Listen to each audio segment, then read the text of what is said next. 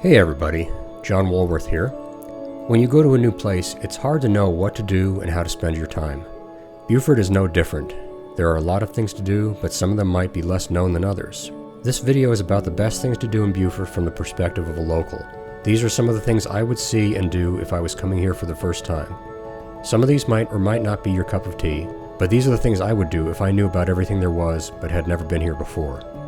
If you have a different idea of what's great to do in Beaufort, let me know in the comments. Enjoy!